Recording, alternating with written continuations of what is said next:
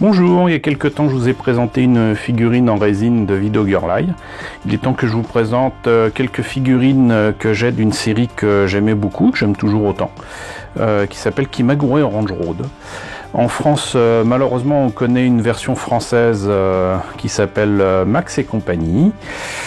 Ça avait beau passer sur la 5, ça avait été quand même pas mal censuré par nos amis italiens avant même de passer en France.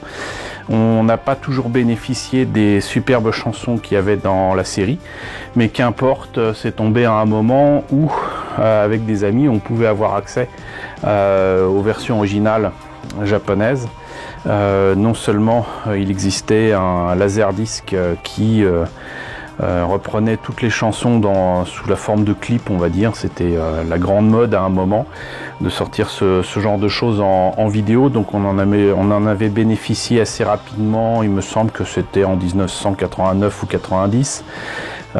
Donc voilà, Kimagure Orange Road, c'est quand même la série et les films qui ont marqué toute une génération, dont la mienne. En tout cas pour les fins connaisseurs des animés, des mangas. Autant vous le dire tout de suite, autant j'aime le dessin animé, et notamment le premier film, les chansons, les musiques. Voilà, ça me rappelle mes 20 ans. Autant le manga, je le trouve vraiment pas terrible. Et ça fait vraiment partie de ces œuvres qui, une fois interprétées et adaptées en animé, propose le meilleur de lui-même. C'était le cas pour les Chevaliers du Zodiaque, c'est clairement le cas pour Kimagure Orange Road. Les personnages d'Izumi Matsumoto ont clairement été mis en valeur par le dessin d'Akemi Takada. Akemi Takada, que vous connaissez aussi comme étant par exemple la femme qui est derrière le chara design de Pat Labor par exemple. Voilà, mais pas que. Voilà. Et franchement, il y a pas à dire. Le studio Pierrot a vraiment réussi à tirer le meilleur du manga et en faire une superbe série animée des années 80. Et ça fait partie aussi de ces dessins animés dont on ne peut pas retirer la musique ou les chansons sans en retirer l'âme, j'allais dire. Voilà, donc ça c'était pour la petite présentation très rapide et absolument pas objective de Kimagure Orange Road. Donc l'un des personnages principaux, c'est quand même Madoka Ayukawa.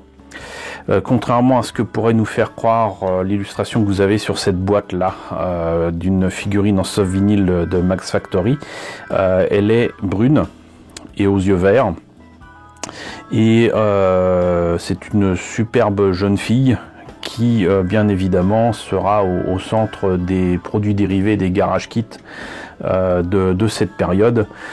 Non pas que les autres personnages n'y auront pas droit, mais il y a quand même plus de Madoka Ayukawa que de ses copines ou de ses copains, on va dire. Donc, particularité aussi de la figurine que je vais vous présenter, qui doit dater de certainement 88 ou 89, je sais plus, voyons. Je ne trouve aucune date, mais il me semble quand même c'est de 88-89.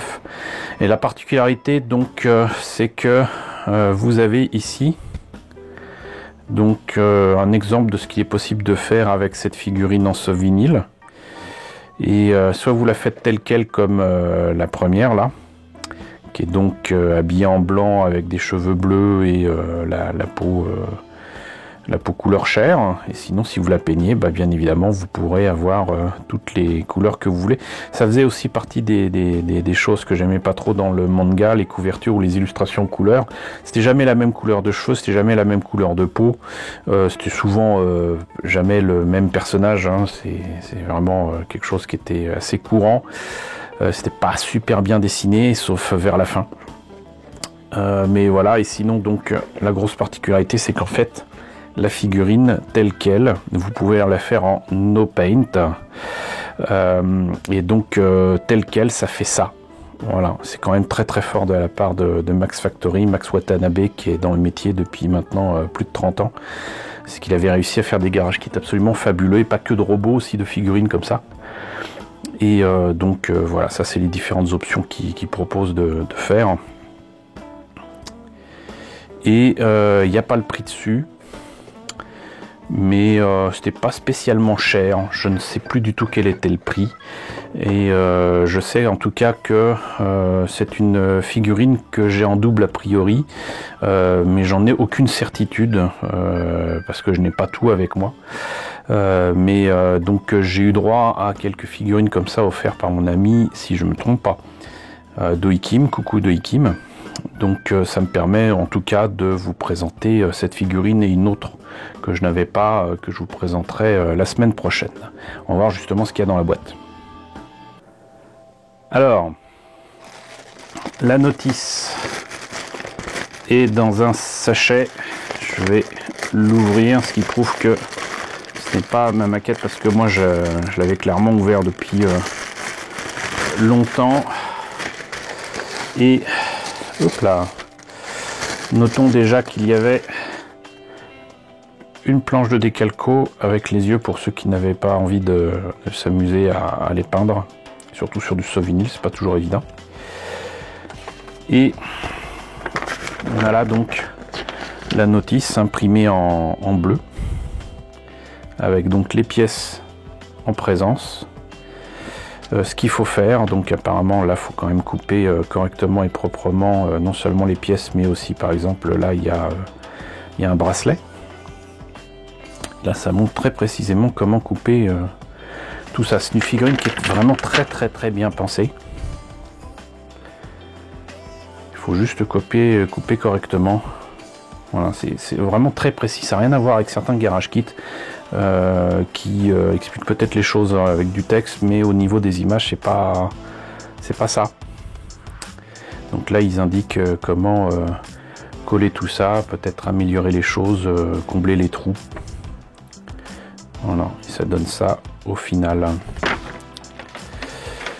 Ici c'est certainement les recommandations de base pour le soft vinyle. Donc je rappelle que c'est une matière qu'il faut nettoyer comme la résine, hein, mais qu'on peut aussi préparer avec de l'eau chaude, et ça permet de mettre les pièces les unes dans les autres. Parfois, quand c'est encore mieux pensé que d'autres kits, il n'y a pas besoin de les coller, il suffit d'emboîter les pièces et ensuite de les coller si on veut. Donc là ça réindique encore une fois qu'il faut enlever l'excédent de soft vinyle de certaines pièces, qu'il faut couper ça au cutter, d'abord j'allais dire de manière grossière comme ici, et ensuite de manière un petit peu plus affinée. Voilà, donc ça c'est ce que je disais justement concernant le fait de relier les pièces.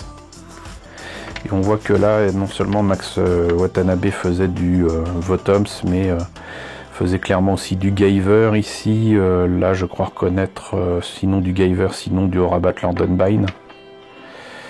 Donc voilà. Et là, après, ça parle de sèche-cheveux qui permet d'emboîter les pièces. Donc sinon, qu'est-ce que ça donne pour les pièces elles-mêmes? Et ben, vous voyez que la particularité de ce garage kit, c'est qu'encore une fois, on peut le faire en no paint, parce que les pièces notamment qui concernent la peau sont déjà couleur chair, et ça se voit pas spécialement à l'écran, mais moi j'ai un très joli couleur peau, un rose couleur peau, ouais, couleur chair, qui est pas mal du tout. On voit aussi que donc le visage est quand même très bien fait. Là par contre on voit qu'il faut quand même peindre le t-shirt ou je ne sais quoi qu'elle a sur elle. Et sinon donc jupe. Ici donc je sais pas trop ce que c'est, un pull avec les bracelets. Là le reste du pull, les cheveux qui sont donc là ici bleus. Donc voilà, si on veut pas se fatiguer en fait, c'est juste parfait. Et quand on finit par comprendre comment ça fonctionne le soft vinyle, ça c'est le travail de même pas un week-end, peut-être une après-midi.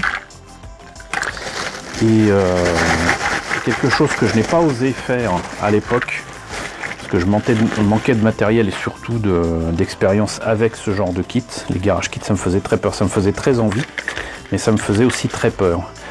Et puis la première fois que j'ai essayé avec notamment du Dragon Ball, je crois que je vous ai présenté les figurines, notamment la figurine de Son Goku adulte. J'ai vite compris que ça fonctionnait pas avec de l'énamel, et à l'époque je travaillais pas avec de l'acrylique et encore moins de l'aérographe. J'avais pas encore acheté d'aérographe, et quand j'ai pu m'acheter un aérographe, j'avais plus le temps tout simplement de travailler dessus, trop de boulot. Donc voilà, un garage kit très particulier qui, comme vous le voyez, donc est censé nous faciliter la vie, ce qui n'est pas plus mal. Eh bien écoutez, j'espère que cette présentation d'une figurine de Kimagure Orange Road, qui est donc Madoka Yukawa, vous aura intéressé. Donc c'est une figurine de Max Factory. Elle est à peu près, je pense, au 1/6, je dirais, parce que là aussi c'est pas précisé. C'est pas précisé, donc voilà, j'espère qu'elle vous a intéressé. N'hésitez pas à me dire ce qu'il en est dans la section commentaires, n'hésitez pas à liker, n'hésitez pas à partager, n'hésitez pas à vous abonner si ce n'est pas déjà le cas. Coucou aux nombreux abonnés qui nous ont rejoints ces derniers temps, coucou aux grands anciens qui me suivent depuis plus de 3 ans. Merci pour votre soutien, merci pour votre fidélité, je vous retrouve donc très bientôt pour la présentation d'une nouvelle figurine de Madoka.